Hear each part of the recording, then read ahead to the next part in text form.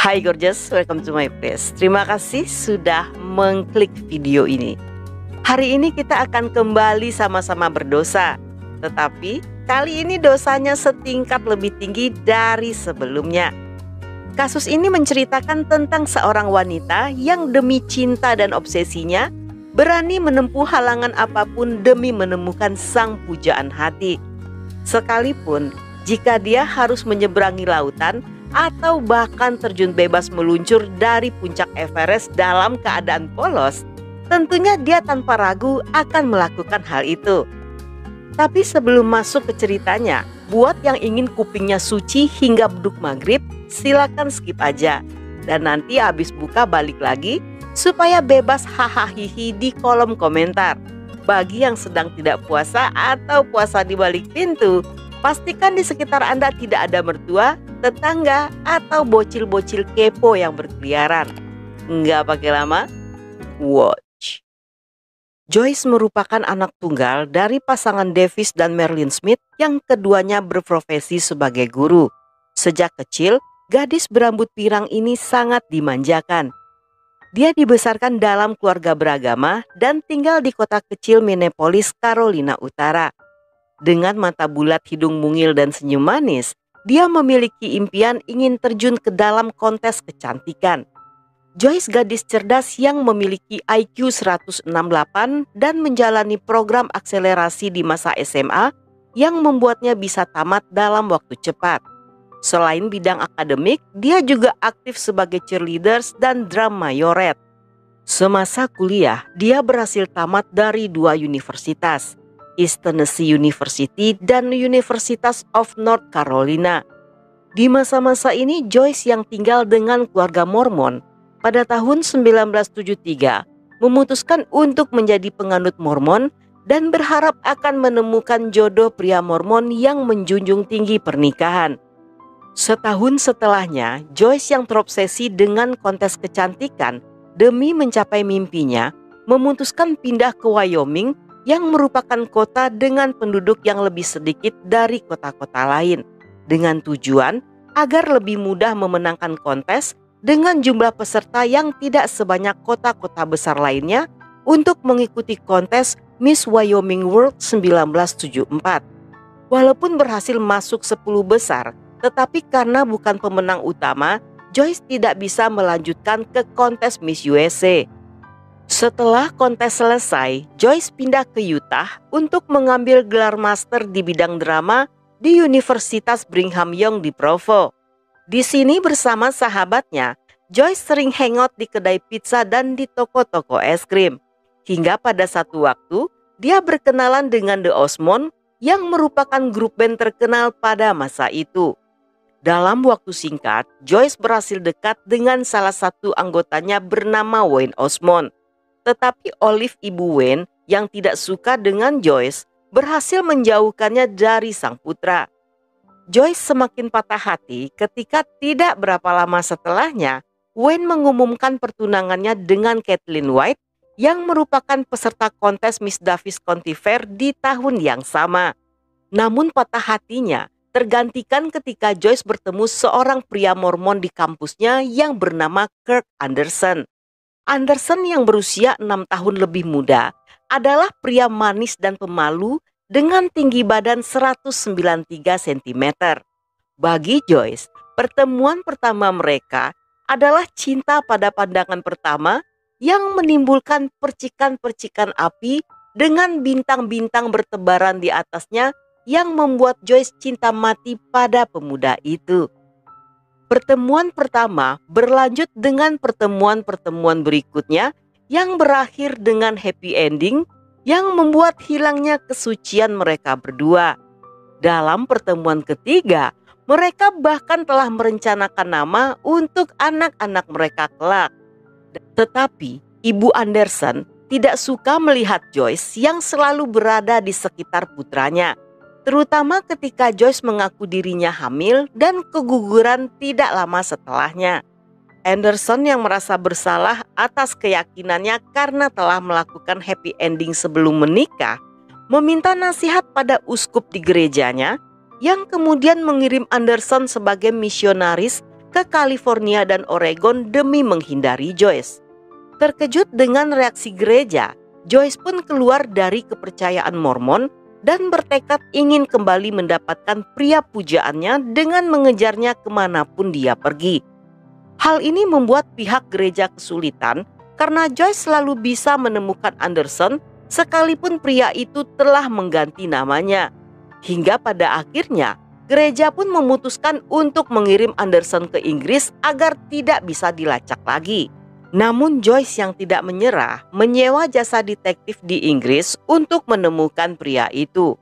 Untuk membayar jasa detektif yang mahal, Joyce mulai bekerja sebagai model dewasa dengan pose-pose seperti di film 50 Shades of Grey dan juga merangkap sebagai belalang sembah kelas atas khusus bagian servis kerajinan mulut. Dan jika seorang klien ingin menyewa jasa happy ending, maka Joyce akan mengirim rekannya seorang mahasiswi Rusia bernama Laura yang merupakan belalang sembah khusus bagian happy ending. 2 tahun kemudian, ketika sang detektif menemukan keberadaan Anderson di sebuah gereja di desa Surrey, Joyce memulai pengejarannya bersama temannya bernama Kit May. Kit menyukai Joyce dan tergila-gila pada wanita itu.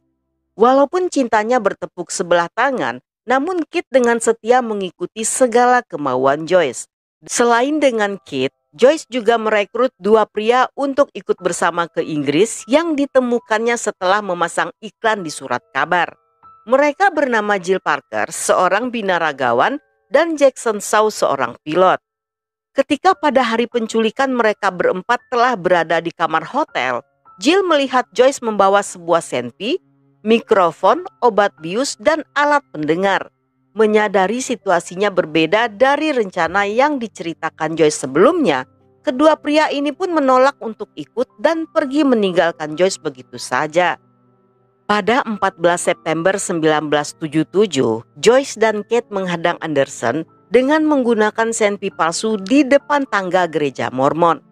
Mereka membiusnya dan digiring masuk ke dalam mobil sebelum akhirnya membawa pria itu ke pondok sewaan di pedesaan daerah Devon. Sesampainya di pondok, Joyce telah menyiapkan semua makanan favorit Anderson, termasuk ayam goreng, kentang tumbuk, dan juga coklat. Setelah selesai makan malam, Joyce membawa pujaan hatinya ke tempat tidur yang dialasi dengan spray sutra berwarna biru dengan inisial huruf A yang serasi dengan warna mata pria itu. Dia memborgol Anderson menggunakan borgol berlapis bulu cerpelai dan merantai tubuh polosnya ke tempat tidur menggunakan rantai sepanjang 3 meter dengan posisi telentang. Selama 3 hari di borgol, mereka melakukan happy ending 3 kali sehari. Dan Joyce menghadiahkan Anderson sebuah cincin seharga 18 juta dan memberinya hadiah lain dengan menggosok punggung Anderson menggunakan minyak kayu manis. Dan selanjutnya, terserah kalian mau nerusin ceritanya seperti apa. Walaupun Joyce bersenang-senang, tetapi bagi Anderson, semua yang dilakukannya bukan keinginannya. Dia tidak berdaya untuk melawan karena telah diborgol. Sedangkan alasan Joyce melakukan hal tersebut karena hanya itulah satu-satunya cara agar Anderson terbebas dari Mormon, karena bagi penganutnya, happy ending sebelum menikah merupakan hal yang sangat tabu. Selama disekap, Anderson membujuk Joyce dengan mengatakan akan menikahinya di gereja, dan Joyce yang percaya kemudian melepaskannya. Di malam itu mereka kembali ke London untuk makan malam di Hard Rock Cafe, yang kesempatan tersebut digunakan oleh Anderson untuk kabur dan melaporkan penculikannya pada polisi. Joyce dan Kate ditangkap sesaat setelah laporan tersebut atas tuduhan penculikan. Namun yang paling mengejutkan, Joyce tidak didakwa atas memperkaos karena pada masa itu di bawah hukum Inggris tidak ada tindakan atas tuduhan kejahatan memperkaos yang dimana korbannya adalah laki-laki. Setelah menjalani 3 bulan di penjara Holloway, pengadilan membebaskannya dengan jaminan karena alasan kesehatan yang menurun. Sambil menunggu masa sidang, Joyce pun mulai menjual kisahnya pada tabloid Inggris. Ceritanya membuat kehebohan dan media menjulukinya sebagai Madam Mayhem yang artinya wanita yang suka membuat kekacauan. Hingga satu waktu, seorang wartawan Inggris dari Daily Mirror bernama Gavin menerima informasi jika di Amerika Joyce pernah tinggal serumah dengan pria bernama Steve yang bersedia melakukan wawancara. Menurut pengakuan pria itu, mereka berdua pernah berpacaran. Dia tergila-gila pada Joyce tetapi tidak dengan wanita itu yang akhirnya membuat hubungan mereka putus. Steve juga membawa setumpuk barang bukti berupa foto-foto polos Joyce yang bertemakan Mr. Grey. Gavin sang reporter bahkan berhasil menemukan iklan koran yang dipasang Joyce sewaktu menjadi belalang sembah. Gavin yang kembali ke Inggris ingin segera menerbitkan artikel ini karena menurutnya selama ini Joyce hanya pencitraan dengan menceritakan hal-hal baik tetapi justru merahasiakan sisi lain kehidupannya. Tetapi karena pada saat itu persidangan belum dilakukan, Gavin pun menunda artikelnya. Karena menurut aturan di Inggris, sebelum sidang dilakukan, maka semua pemberitaan tentang Joyce akan dianggap sebagai penghinaan terhadap pengadilan. Tetapi sejak April 78, persidangan tersebut ditunda tanpa batas waktu, yang artinya Gavin bisa menerbitkan artikelnya yang tertunda. Selama masa-masa itu, Joyce hidup bagaikan ratu sensasi yang baru naik daun dengan kehidupan glamor. Dia banyak diundang sana-sini dan tampil bersama artis-artis besar seperti Rolling Stones, Bee Gees, dan Joan Collins yang marah karena dalam sebuah pesta perhatian tamu-tamu lebih tertuju pada Joyce si artis viral. Tampaknya setelah berada di luar penjara, kesehatannya berkembang dengan sangat pesat. Dia mengumpulkan semua uang hasil penjualan cerita di tabloid dan segera kabur dari Inggris bersama Kit. Mereka terbang ke Amerika melalui Kanada dengan menggunakan paspor palsu dan menyamar sebagai biarawati yang masing-masing berakting sebagai orang bisu dan tuli. Namun saat di Amerika, petugas berhasil mengetahui jika mereka menggunakan paspor orang lain. Ketika mengetahui mereka tertangkap di Amerika, pihak Inggris tidak mengajukan tuntutan ekstradisi hingga Joyce kembali melenggang bebas di Amerika. Di masa depan, pengadilan Inggris tidak ingin melanjutkan persidangan yang tertunda.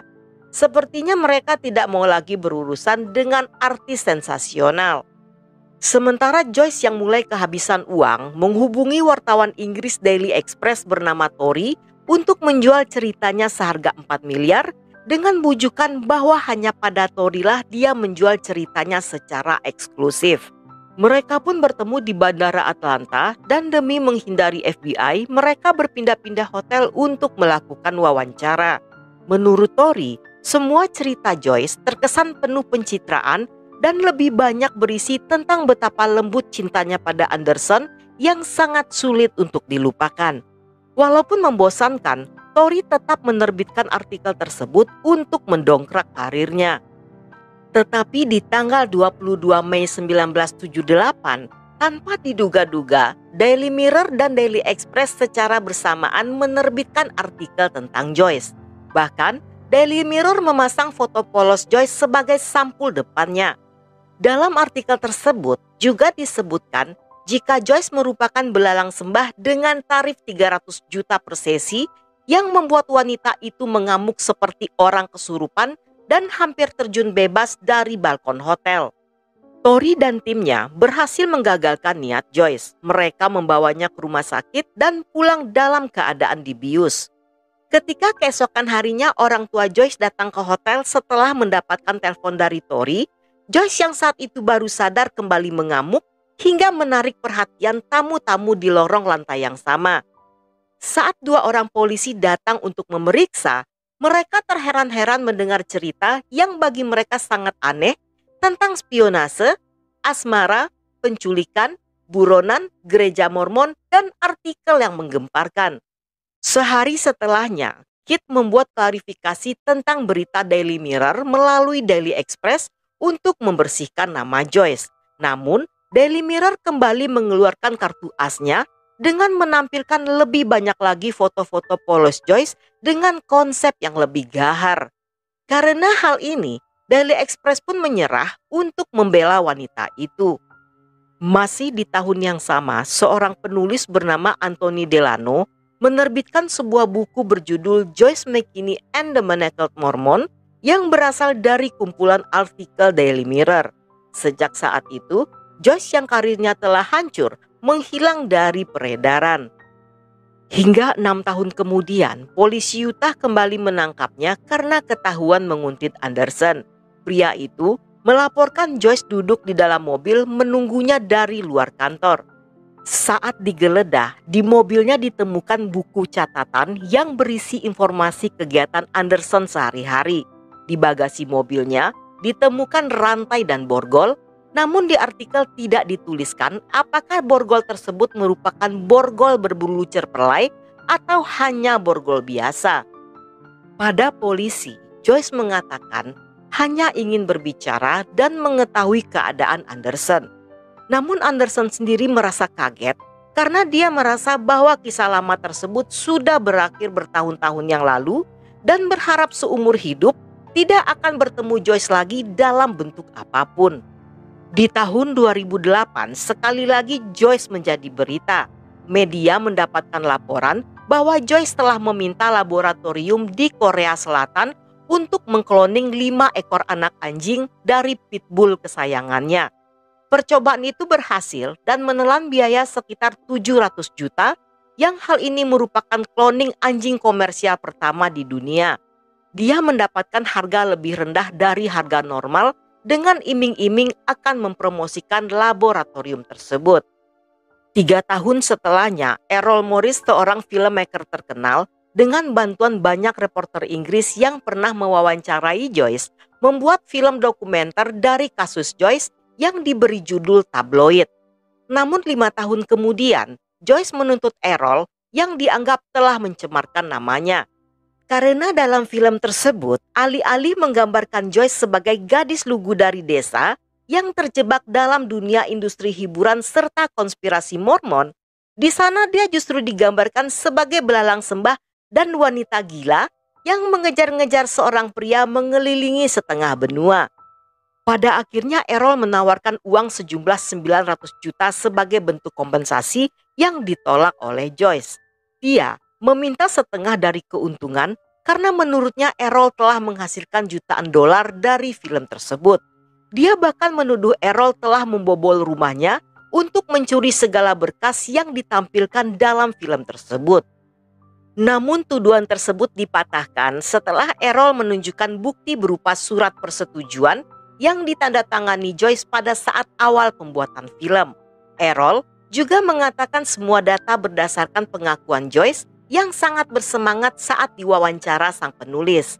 Pengadilan pun menolak tuntutan Joyce dengan alasan sejarah kejahatannya dan dia dianggap terlalu sadar hukum. Saat ini Anderson diketahui bekerja sebagai agen real estate dan dia menghindari wartawan. Sedangkan Joyce sejak insiden dengan Anderson memilih untuk menjomblo seumur hidup. Dia menjadi tunawisma, menggunakan kursi roda, tinggal di mobil bersama ketiga anjingnya dan berpindah-pindah tempat di wilayah San Fernando Valley. Menurut beberapa rumor, dia bertahan hidup dari uang tabungan pemberian ayahnya. Pada Juli 2019, Joyce kembali ditangkap kepolisian LA atas kasus tabrak lari yang menewaskan pria berusia 91 tahun yang terekam dalam kamera CCTV. Korban merupakan pengungsi yang selamat dari insiden Holocaust. Holocaust adalah tragedi besar-besaran yang melenyapkan banyak orang-orang Yahudi pada zaman Nazi berkuasa di Eropa di Perang Dunia Kedua. Joyce pun menghadapi beberapa tuntutan dan terancam hukuman 11 tahun penjara. Namun setahun kemudian, hakim memutuskan bahwa Joyce tidak layak diadili karena dia memiliki masalah mental dan dia pun dibebaskan. Sebelum video ini berakhir, jangan lupa tinggalin komen-komen yang seru karena hari ini aku kembali akan bagi-bagi transferan untuk 2 orang gorgeous kesayanganku. Komennya sendiri bebas dan gak harus berhubungan dengan kasus. Buat yang belum kebagian, sabar ya Jess, tolong bantu doain aja agar channel ini makin berkembang dan mekar seperti mekarnya badanku yang naik 15 kilo. Sampai ketemu lagi di bagi-bagi transferan selanjutnya. Love you.